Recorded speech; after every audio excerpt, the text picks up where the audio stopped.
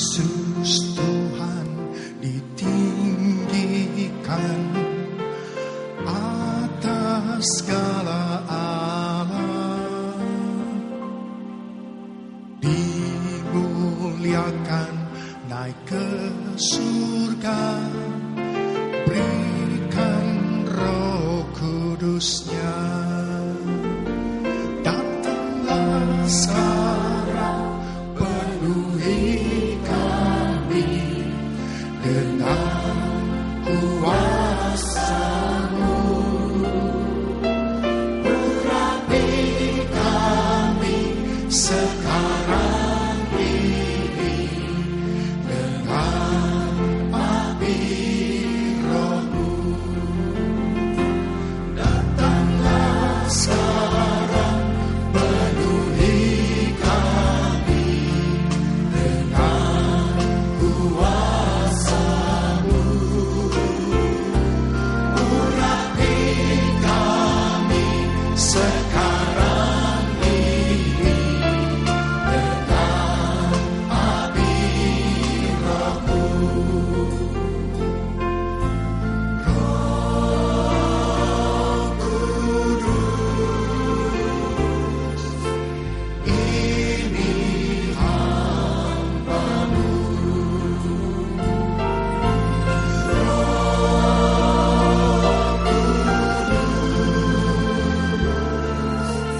Penuhi hamba-Mu.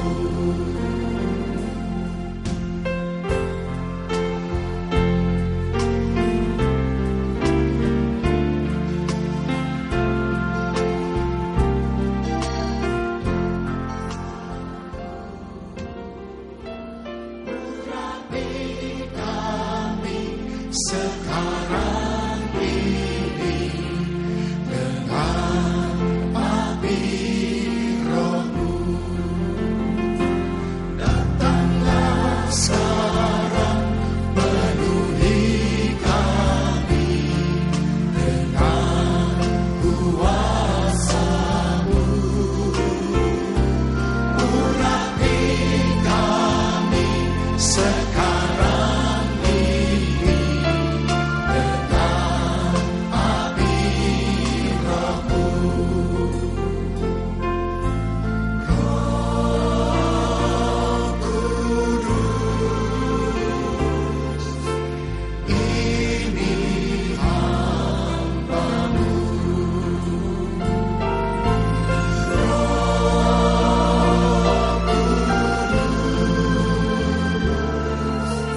Penuhi hamba-Mu.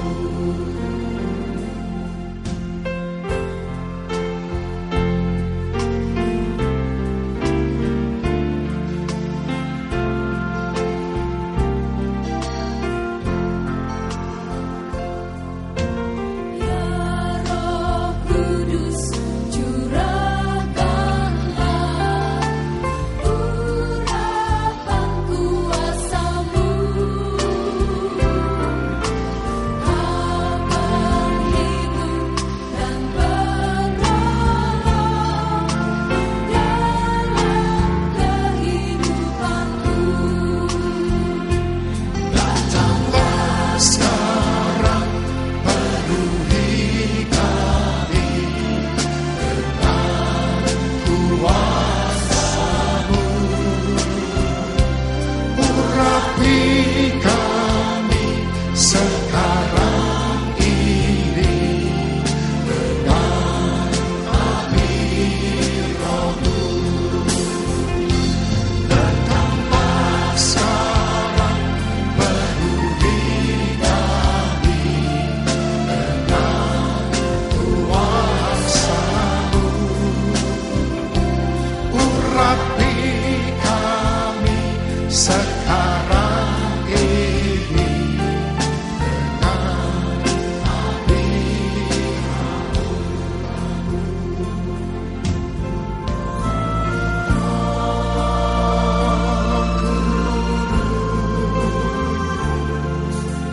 penuhi hamba-Mu.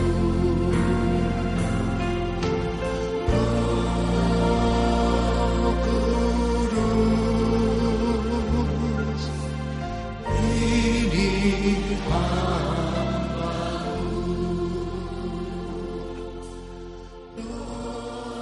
bongkar semua Tuhan, segala tipu muslihat setan dengan firman-Mu itu. Di dalam nama Tuhan Yesus kami bersyukur dan berdoa. Haleluya, amin. Silakan duduk saudara kasih, shalom. Mari saudara, kita buka 2 Timotius 2 ayat 4. 2 Timotius 2 ayat 4, demikian firman Tuhan. Seorang prajurit yang sedang berjuang tidak memusingkan dirinya dengan soal-soal penghidupannya, supaya dengan demikian ia berkenan kepada komandannya. Amin. Saudara kekasih, Yesus adalah komandan kita. Kita adalah prajurit. Bila seorang komandan menyuruh prajuritnya perang, pasti komandan itu memperlengkapi perlengkapan perang prajuritnya. Dan pasti juga komandan itu memperlengkapi kebutuhan prajurit itu. Dan pasti juga komandan itu memperlengkapi kebutuhan keluarga prajurit itu. Jadi tugas prajurit hanya perang. Tidak boleh memikirkan kebutuhannya, keperluannya, atau kebutuhan keluarganya. Itu urusan komandan.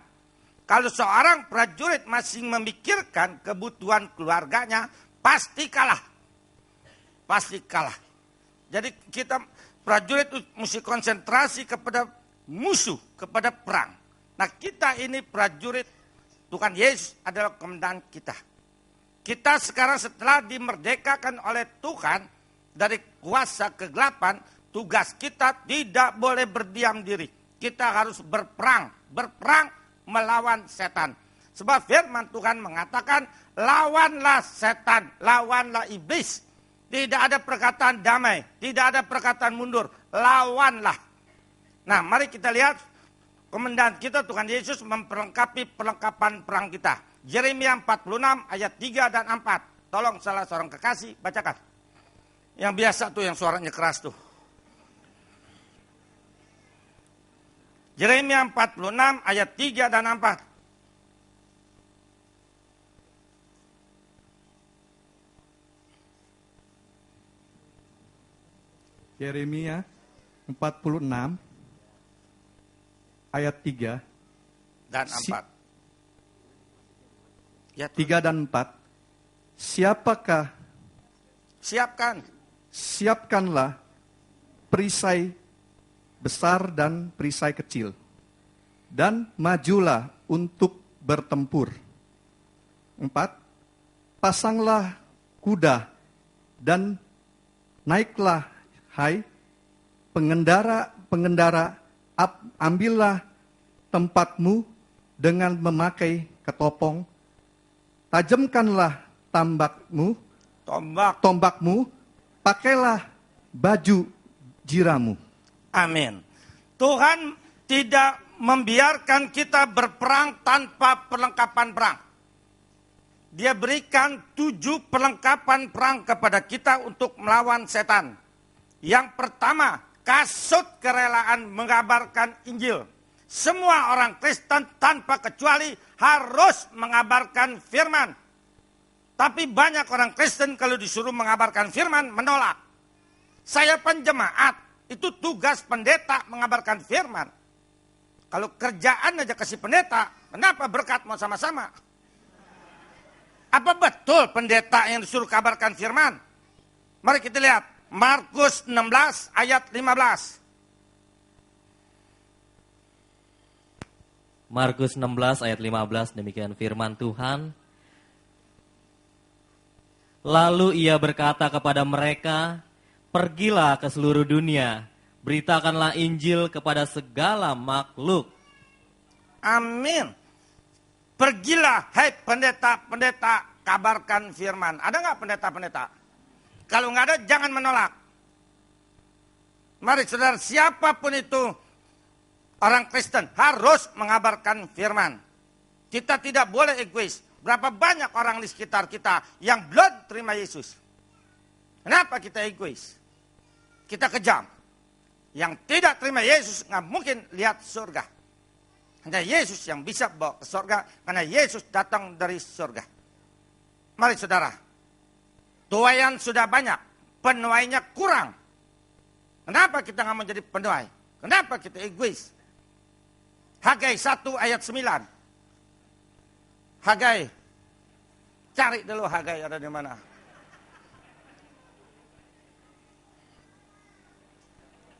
Hagai 1. Hagai 1 ayat yang ke-9, demikian firman Tuhan. Ntar dulu, tunggu dulu, masing rame, masing prepet. Nyontek sebelah juga boleh. Hagai 1 ayat 9. Demikian firman Tuhan. Kamu mengharapkan banyak, tetapi hasilnya sedikit. Dan ketika kamu membawanya ke rumah, aku menghembuskannya. Oleh karena apa? Demikianlah firman Tuhan semesta alam. Oleh karena rumahku yang tetap menjadi reruntuhan, sedang kamu masing-masing sibuk dengan urusan rumahnya sendiri. Amin. Rumah di situ huruf besar R-nya.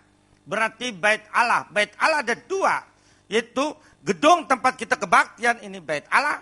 Dan tubuh seseorang itu bait Allah. Kenapa rumahku dijadikan reruntuhan, sedangkan kamu masing-masing sibuk dengan urusan rumahmu sendiri. Artinya kenapa kita egois? Kenapa kita nggak mau kabarkan firman kepada keluarga kita? Masa kita nggak punya keluarga, nggak punya family, nggak punya teman, nggak punya tetangga, Tarsan kali. Semua juga, saya berani tantang semua yang ada di sini, pasti keluarganya, familinya belum terima Yesus. Semuanya juga ada. Pasti. Kenapa kita nggak mau? Makanya kita sering kalah oleh persoalan hidup. Kita kerja dapat duit, kita dagang dapat duit, tapi tidak bisa menikmati. Habis lagi, sakit-sakitan lah, dirampok lah, tuh kebakaran lah, tenabang lah. Habis lagi dalam sekejap. Kenapa? Kita egois. Mari mulai sekarang saudara, kabarkan firman. Saya tidak fokuskan kepada 7 pelengkapan perang Allah ini. Nanti saya mau fokuskan kepada cara setan menyerang orang-orang Kristen. Yang kedua, yaitu ikat pinggang kebenaran. Orang Kristen harus benar, baru bisa memenangkan jiwa. Kita ini garam. Garam fungsinya buat mengenakan makanan. Tapi kalau garam yang sudah tidak asin, tidak ada gunanya. Sempit-sempitin dapur aja, dibuang. Mari saudara, kita harus benar dulu. Kita mesti kasih contoh. Kita ini saudara, orang Kristen ini contohnya orang dunia, panutannya orang dunia. Ibrani 12 ayat pertama. Betul nggak kita contohnya orang dunia?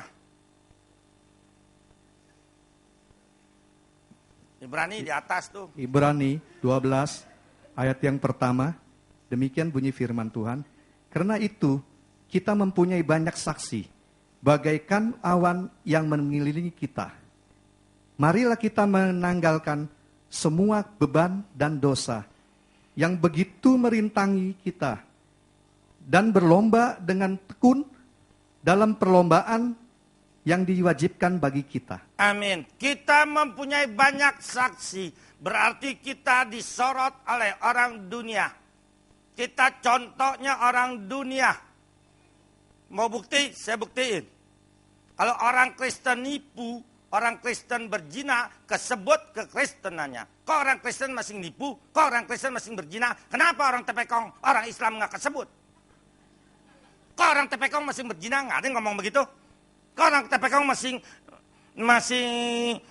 mencuri dan sebagainya? Tidak ada. Kok orang Islam masih berzina? Nggak ada yang ngomong begitu. Hanya orang Kristen aja, karena kita adalah contoh. Kalau contoh mesti bagus. Ada nggak rumah contoh di real estate tiangnya miring sebelah? Nggak laku. Rumah contohnya aja begitu jelek. Bagaimana rumahnya nanti? Marilah saudara, tanggalkan semua beban dan dosa. Tanggalkan itu artinya lepas. Tinggalkan. Apa itu beban dan dosa? Beban itu sesuatu yang merintangi kemajuan rohani kita. Yaitu sifat-sifat kita yang tidak berkenan di mata Tuhan. Perbuatan kita yang tidak berkenan di mata Tuhan, atau hobi kita yang tidak berkenan di mata Tuhan, atau sesuatu yang lebih kita sayang daripada menyayangi Tuhan. Itu beban. Dosa ialah perbuatan yang melawan firman. Batu sebesar kepelan saya lempar ke kolam tenggelam. Batu sebesar kelereng saya lempar ke kolam tenggelam. Besar kecil batu itu dua-duanya tenggelam ke dasar kolam. Besar kecil dosa tenggelam ke neraka. Kita mesti benar dulu baru bisa memenangkan jiwa. Contoh, kita mau ajak mertua kita ke gereja. Mertua kita masih orang Tepekong. Kita mau ajak ke gereja. Sedangkan kita mantunya masing dendam sama mertua. Mana mungkin mertua mau ke gereja. Berapa banyak mantu satu rumah dengan mertua. Lihat mertua lagi nonton TV. Karena dia benci langsung aja dipantatin.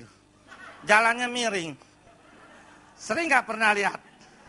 Maaf saudara, yang pernah jalan miring minta ampun. Mau jadi kepiting.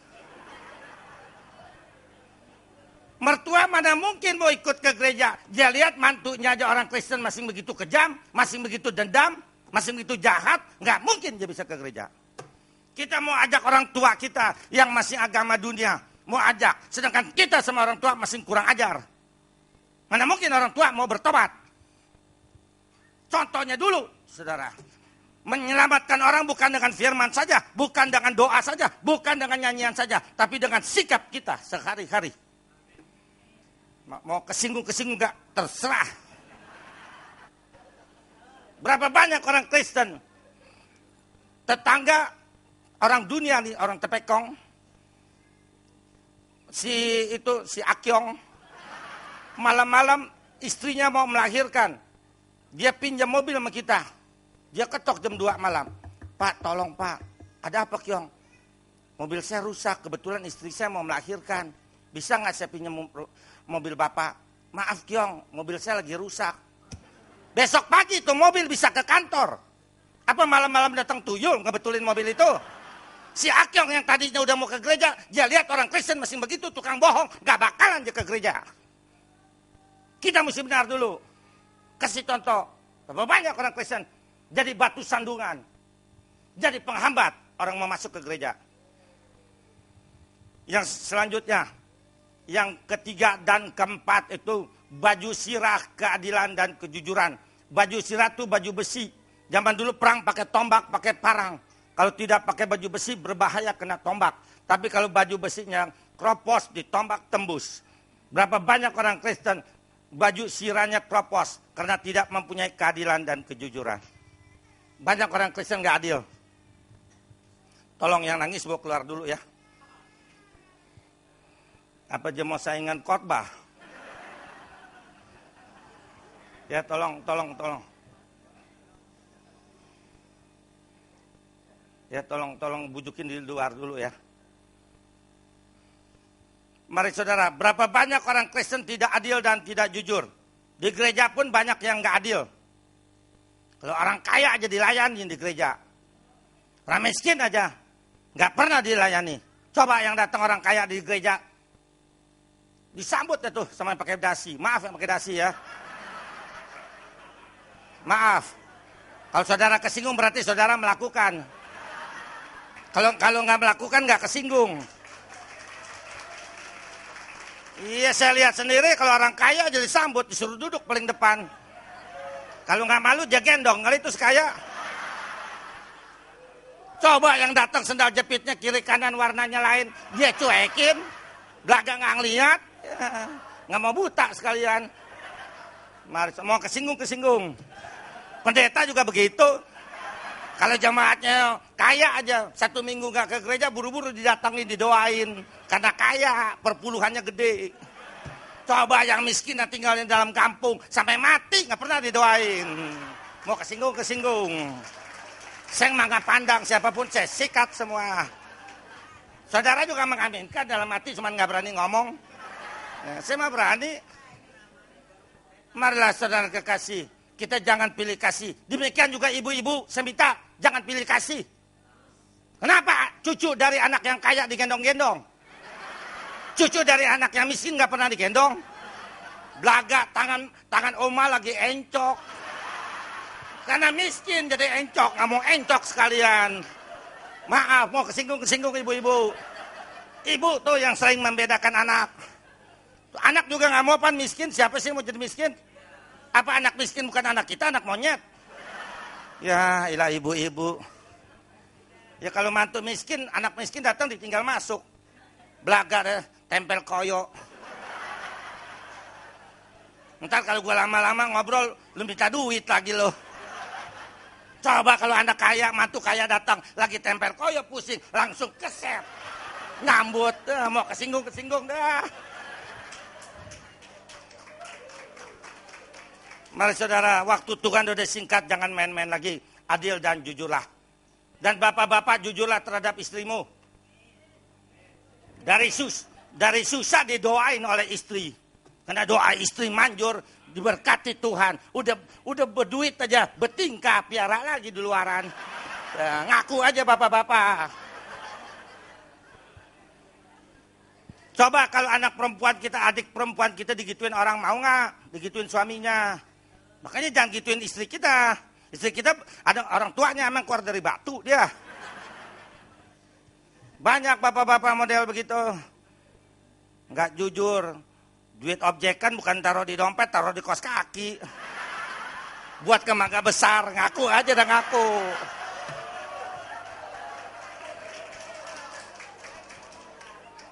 Mari saudara, adil dan jujurlah dimanapun kita berada. Jujur. Makanya saudara, kalau kita ada persoalan, ajak istri kita berdoa. Perempuan doanya manjur saudara. Doa perempuan manjur loh. Karena apa doa perempuan manjur? Karena perempuan kalau minta merengek terus. Belum dikasih terus merengek. Dikasih nyengir.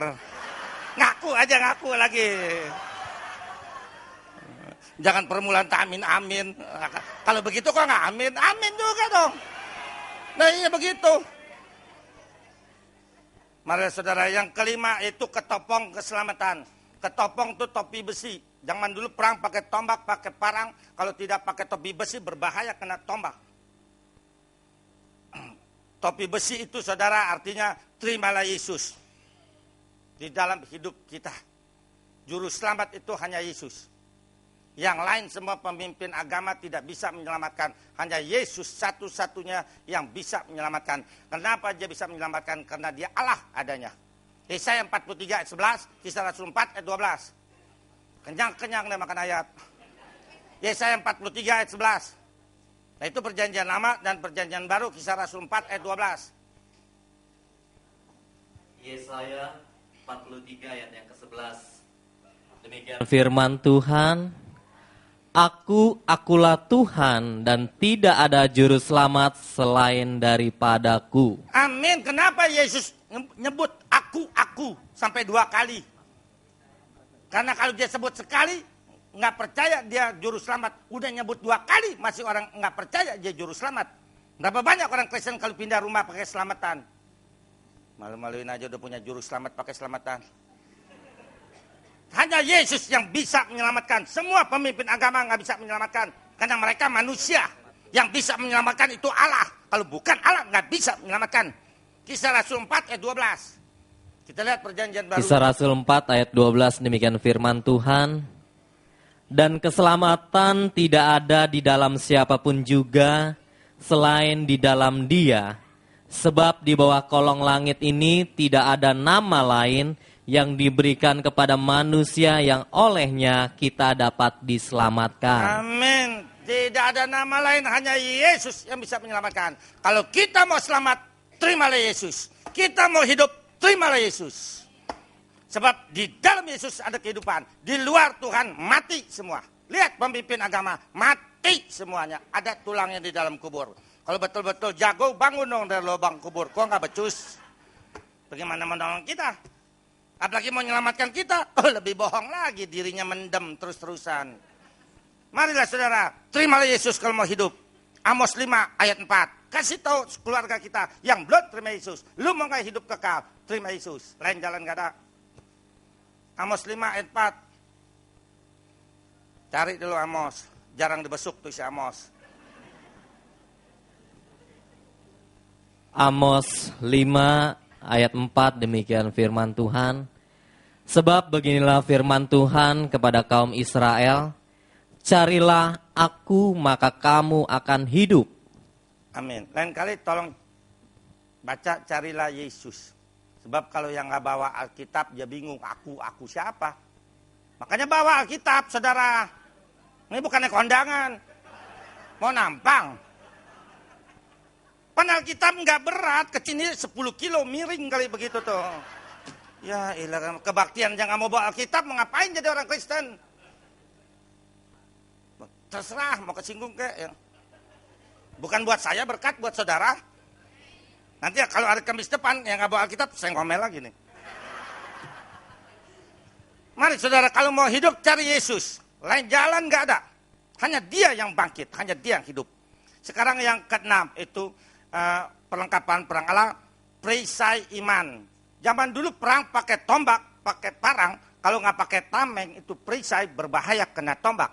Tapi kalau perisainya atau tamengnya itu kropos, ditombak tembus. Berapa banyak orang Kristen imannya tidak ada. Tidak mempunyai iman. Makanya banyak kalah oleh persoalan hidup. Karena imannya tidak ada. Buat apa itu iman? Yakobus 5 ayat 15. Yakobus 5 ayat 15. Demikian firman Tuhan. Dan doa yang lahir dari iman akan menyelamatkan orang sakit itu, dan Tuhan akan membangunkan dia, dan jika ia telah berbuat dosa, maka dosanya itu akan diampuni. Amin. Doa yang keluar dari iman. Iman tuh meskipun kita belum pernah lihat Yesus, belum pernah ketemu Tuhan Yesus, tapi kita percaya bahwa Tuhan Yesus ada. Tuhan Yesus hidup, dia berkuasa, dia Allah. Dia bisa menyelamatkan, belum melihat tapi percaya. Doa yang keluar, doa yang lahir dari iman akan menyelamatkan si sakit. Sakit ini bisa sakit beneran, bisa juga persoalan hidup termasuk penyakit, bokek juga termasuk penyakit. Dan Tuhan akan membangunkan si sakit itu. Jika orang itu berbuat dosa, dosanya diampuni. Artinya kalau dosa belum diampuni, nggak mungkin lihat surga. Mari saudara, kita melakukan apapun, lakukan dengan iman. Dengan iman. Kita pasti menang. Tapi kalau kita tidak mempunyai iman, nggak ada gunanya. Supaya kita mempunyai iman, lakukan tiap hari firman, pujian, dan doa. Firman, pujian, dan doa lakukan. Ini 3 tidak boleh berpisah. Berpisah aja satu tidak ada gunanya. Firman, pujian, dan doa. Itu sama kuasanya. Lakukan tiap hari. Orang Kristen nggak mau lakukan firman, pujian, dan doa. Yang dia paling pilih doa. Kenapa orang Kristen senang doa? Karena doa minta. Orang Kristen maunya minta melulu. Lihat kebaktian pertengahan minggu selalu sepi. Ini aja karena ada seminar jadi penuh begini. Coba kalau setiap Kamis penuh begini, pasti ke sorga. Marilah saudara kekasih. Jasmani kita kasih makan 1 hari 3 kali. Kenapa rohani kita kasih makan seminggu sekali? Kurang makan rohani. Coba kalau saudara makan seminggu sekali lemes. Jangankan dijorokin. Nggak usah dijorokin juga kena angin rubuh. Karena makannya seminggu sekali. Nah kita juga begitu. Kalau rohani kita kasih makan seminggu sekali. Itu lemes. Kena persoalan dikit kalah. Diserang setan kalah. Berapa banyak orang Kristen masih kemasukan setan. Yang terakhir yaitu pedang roh. Pedang roh ini saudara, pedang kegunaannya setelah kita menangkis serangan musuh, kita mesti menyerang musuh dengan pedang. Musuh tidak diserang, nggak mungkin dia kalah. Mesti diserang. Tapi kalau pedangnya kropos, kita serang musuh, patah. Kenapa? Orang Kristen banyak yang kalah oleh serangan setan, karena Roh Kudusnya tidak ada. Memang pada waktu kita terima Yesus, kita dibaptis, Roh Kudus masuk. Benar. Tapi pada waktu kita berbuat dosa, Roh Kudus keluar. Banyak pendeta bilang, Roh Kudus kalau udah masuk, nggak keluar-keluar lagi. Saya bilang, tidak. Dia hidup, dia bisa masuk, dia bisa keluar. Kalau Roh Kudus masuk, nggak keluar-keluar lagi. Kalau begitu, Kalau kita nih orang laki nih, kita pergi ke tempat pelacuran. Roh Kudus ngikut ke dalam gitu. Nonton blue film gitu. Kata Roh Kudus, sering-sering aja lu ajak gua kemari. Begitu? Enggak. Dia keluar. Yang masuk ke dalam Roh Kudus ngikut ke dalam. Roh Kudus waktu kita mau melangkah ke tempat maksiat, dia keluar, dia nangis. Kapan dia balik lagi? Waktu kita minta ampun, kita berjanji tidak akan berbuat lagi. Dia masuk, dia setia loh saudara. Tuh, dia bisa keluar masuk. Demikian juga ibu-ibu. Pada waktu ibu ngerumpi, Roh Kudus ngikut denger. Wah enak bener dia. Enggak, dia keluar, dia nangis. Makanya saudara, sayang. Untuk apa itu Roh Kudus? Kisah Rasul 1 ayat 8. Kisah Rasul 1 ayat yang ke-8, demikian firman Tuhan. Tetapi kamu akan menerima kuasa kalau Roh Kudus turun ke atas kamu, dan kamu akan menjadi saksiku di Yerusalem dan di seluruh Yudea dan Samaria dan sampai ke ujung bumi. Amin. Kalau Roh Kudus ada di dalam kita, kita mempunyai power, kita mempunyai kuasa untuk melawan setan. Setan selalu menyerang. Tanpa Roh Kudus kita kalah oleh setan. Makanya sayang sekali kalau sampai Roh Kudus kita keluar. Pertahankan saudara. Lakukan tiap hari firman, pujian, dan doa. Kalau kita udah lakukan firman, pujian, dan doa, pasti kita mempunyai iman, pengharapan, dan kasih. Kalau udah punya iman, pengharapan, dan kasih, pasti Roh Kudusnya nggak keluar-keluar lagi. Nah inilah saudara kegunaannya Roh Kudus untuk supaya kita menang dari setan. Salah satu serangan setan yaitu santet. Santet atau guna-guna. Macam-macam guna-guna. Guna-guna penyakit, guna-guna usaha, guna-guna jabatan, guna-guna perceraian, dan guna-guna jodoh. Guna-guna penyakit, penyakit guna-guna, lumpuh, gila, perut besar, tubuh busung, muntah darah, buta, penyakit kulit. Penyakit guna-guna lumpuh tidak pernah sebelah, dua-duanya. Jadi berlawanan dengan stroke. Kalau stroke tidak pernah kiri dan kanan, sebelah. Kalau guna-guna tidak pernah sebelah, dua-duanya. Guna-guna penyakit kulit. Guna-guna penyakit kulit untuk perempuan cantik. Laki-laki tidak pernah diguna-guna penyakit kulit. Kenapa perempuan cantik yang diguna-guna penyakit kulit? Maaf saudara, bukan yang di sini, yang di luar ya. Ntar kesinggung lagi. Biasanya perempuan cantik sombong. Dia mau diajak pacaran oleh seorang pria, mau diajak jalan-jalan, nonton oleh seorang pria, dia hina di muka umum. Lu mau ngajak gua jalan sama-sama, pacaran. Lu kacain dulu muka lu. Supir gua aja lebih ganteng dari lu. Ini anak laki dihina di muka umum, dia sakit hati, dia pergi ke seorang dukun. Itu perempuan tadinya cantik, pipinya licin, lalat menclok terpleset. Karena terlalu licin, bangun tidur langsung kayak kodok buduk. Atau seperti sisik ular. Mau ke dokter manapun nggak bisa sembuh. Sebab penyakit ada dua, penyakit medis dan penyakit kena setan. Nah ini saudara, nanti hanya garis besarnya saja, nanti saudara boleh tanya sepuas-puasnya. Yang dia guna-guna yang kelihatan, muka, tangan, dalam badan dia nggak guna-guna. Tujuannya buat bikin malu, karena dia udah menghina orang. Kenapa tuh orang Kristen masih kena diguna-guna? Karena pada waktu dia menghina orang, Roh Kudus keluar. Roh Kudus nggak ada, disantet masuk. Makanya saudara jangan menghina orang disantet masuk. Karena Roh Kudusnya nggak ada. Jangan menghina orang. Sekarang guna-guna usaha. Orangnya tidak sakit, tapi usahanya yang sakit. Yang minggu yang lalu saya udah katakan, orang dunia itu curang. Dia sendiri nggak mau disantet, dia pada punya itu segala patwa, segala jimat, segala apa. Itu buat menolak santet.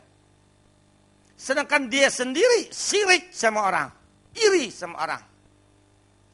Usaha kita, dagangan kita laku, restoran kita laku. Di sebelah kita, seberang kita sama dagangannya, sama restorannya. Enggak laku, kurang laku, dia sirik sama kita. Di depan kita dia baik, sering tegur dan sering kasih makanan. Tapi di belakang kita dia kedukun, dia beberin. Tadinya usaha kita, toko kita maju, laku, jadi enggak laku, bangkrut. Kenapa itu orang Kristen masih kena disantet? Karena pada waktu dia buka toko pagi-pagi, dia tidak berdoa dulu kepada Tuhan. Disantet masuk. Makanya saudara yang punya kantor, punya toko, punya usaha, sampai jadi toko saudara, sebelum buka pintu berdoa dulu. Minta Tuhan tutup bungkus dengan kuasa Roh Kudus dan pagari dengan para malaikat. Nggak kena disantet. Pulangnya udah malam, terima kasih Tuhan berkat engkau sudah berikan. Baru tutup, baru pulang. Nggak mungkin kena disantet. Sebab apa? Sebab kuasa Tuhan lebih besar. 1 Yohanes 4 ayat 4.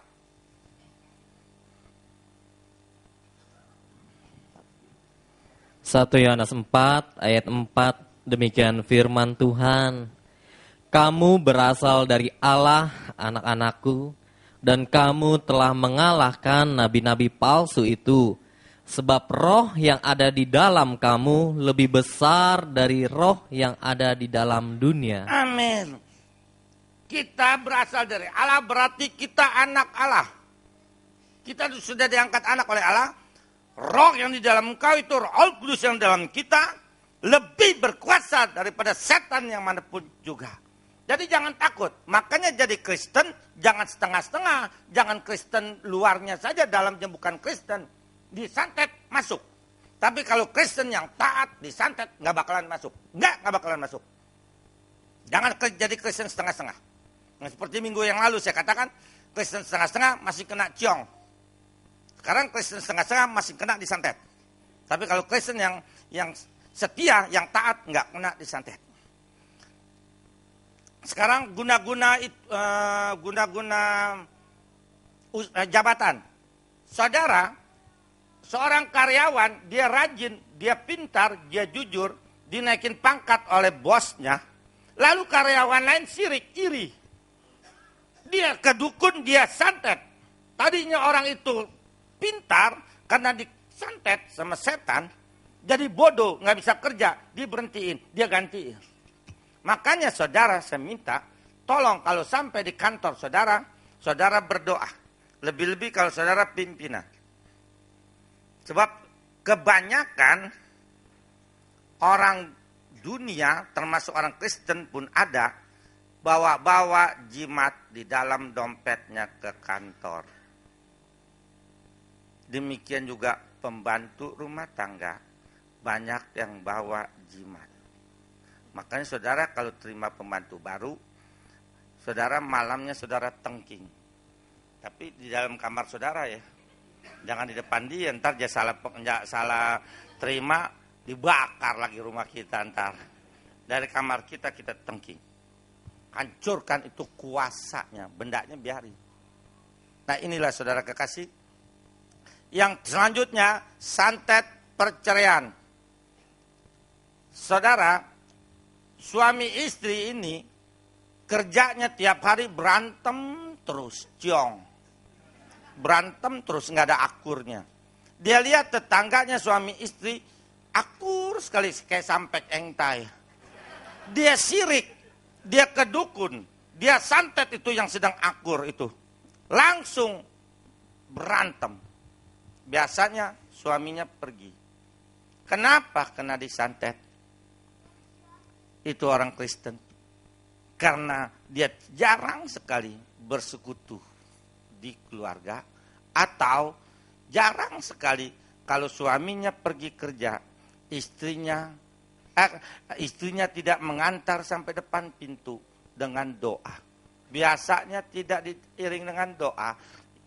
Istrinya di dapur, suaminya di garasi, mama pergi, ya dadah. Yang satu di belakang, yang satu di depan, tanpa doa, disantet masuk. Hati-hati Bu, hati-hati. Sebab banyak sekali di Jakarta ini, bukan yang di sini ya, ABG di Jakarta mau punya suami, dia nggak mau yang sepantar umurnya, dia mau rebut suami orang. Karena apa dia rebut suami orang? Karena suami orang hidup ekonominya udah mapan, udah cukup. Kenapa dia mau suami orang? Karena suami orang sudah sedikit ada umur, jadi kalau umur beda dengan istrinya dia sayang benar. Ketiga, kenapa dia mau ambil suami orang? Karena suami orang sudah berpengalaman. Dia rayu nggak bisa, dia santet suami saudara. Makanya saudara, berdoalah. Berdoa. Doa manjur sekali. Makanya saudara, saling doa mendoakan. Disantet masuk kalau nggak. Nah ini saudara, kalau saya dulu bukan karena saya sirik, bukan. Tapi saya mau uji ilmu saya masih hebat nggak. Saya cari tetangga yang paling akur suami istri. Saya comot roh suaminya, saya jadiin ular. Saya masukin ke ples, saya tutup. Saya comot roh istrinya, saya jadiin kodok. Saya masukin di ples lain, saya tutup. Kodok sama ular saya pisahin. Detik itu juga lagi akur, berantem terus. Biasanya suaminya pergi. Setelah suaminya pergi seminggu, saya lihat itu istrinya, saudara. Kalau nyapu nggak maju-maju, diem gini. Kenapa dia nggak maju-maju itu nyapunya? Dia ngelamun, dia kangen sama suaminya. Kangen, makanya ibu-ibu kalau lagi ribut, jangan sampai setan masuk. Berdoa buru-buru. Ntar kalau suami udah pergi nyesel. Lebih-lebih musim hujan nyesel.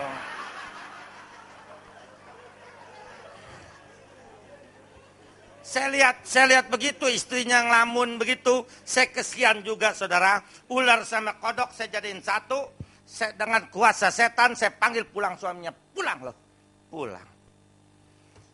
Marilah saudara, setan jahat. Jangan takut tapi kalau kita taat sama Tuhan. Enggak mempan. Boleh santet. Saya udah keliling Indonesia nih. Bakarin jimat udah enggak kehitung. Enggak kehitung. Dia adu sama dukun-dukun. Mau bertobat, ngadu dulu ilmu saya. Jabatan katanya. Kalau Pak Tio bisa pegang tangan saya jabatan, enggak pingsan, enggak mati, enggak gila, enggak lumpuh, saya terima Yesus dalam tempo 3 hari. Oke, saya selamat. Saya panggil dalam nama Tuhan Yesus, saya setan hancur. Seger nih sampai sekarang. Bertobat ya. Pegang itu 1 Yohanes 4 ayat 4. Roh yang di dalam kita lebih besar. Itu pegang. Roh Al Kudus. Jangan takut ngadepin setan dimanapun. Setan itu seperti macan ompong. Bentuknya macan, suaranya macan. Cuma udah ompong, udah gak ada giginya. Macan gak ada giginya, kenapa mesti takut? Dia mau gigit, kasih aja tangan kita. Kesakitan gusinya. Iya seperti nenek-nenek, udah gak punya gigi, masih mau galak-galak. Dia mau gigit, kasih aja telunjuk kita, dia menjerit. Macan juga begitu, kuasanya sudah dikalahkan pada waktu Yesus disalib. Darah Yesus bercucuran di atas kayu salib, itu mematahkan kuasa setan. Pada waktu Yesus bangkit dari kematian, kuasa setan dipatahkan. Jadi setan udah gak punya kuasa, jangan takut. Cuman gertaknya doang setan. Enggak ada apa-apanya. Yang selanjutnya, santet jodoh. Santet jodoh juga buat gadis yang cantik. Biasanya yang tadi saya katakan, kalau cantik sombong. Dia mau dilamar oleh seorang pria, dia hina di muka umum. Lu mau jadi suami gua? Lu pikir dulu 2-3 kali. Gaji lu aja gak cukup buat kosmetik gua. Gua kawin sama lu, gua bisa makan pasir. Ini anak laki dihina di muka umum, dia kedukun. Saudara disantet, diguna-guna, dikawinin sama benda. Benda itu dibuang ke laut. Sebelum diputusin kuasanya, saudara cantik kayak bintang film, nggak bisa kawin. Putus lagi, nggak hujan, nggak angin, putus terus. Kenapa yang lebih jelek dari saudara bisa kawin 10 kali? Kenapa saudara cantik kayak bintang film nggak bisa kawin? Karena udah dikawinin sama setan. Atau dikawinin sama pohon beringin. Sama pohon. Sebelum pohon itu roboh, nggak bakalan kawin.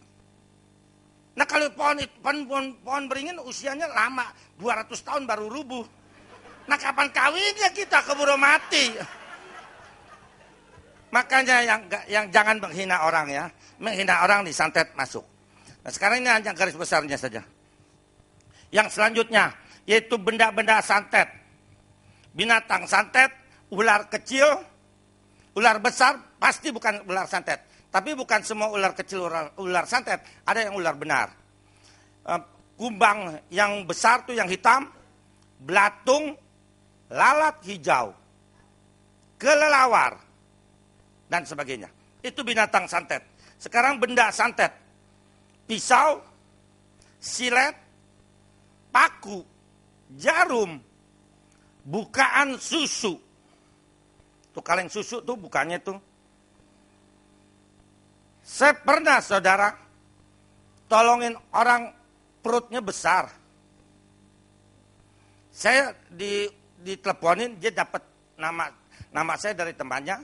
Saya datang, saya periksa laki-laki, saya periksa dia udah 4 dokter USG, nggak ada penyakitnya, nggak ada apa-apanya.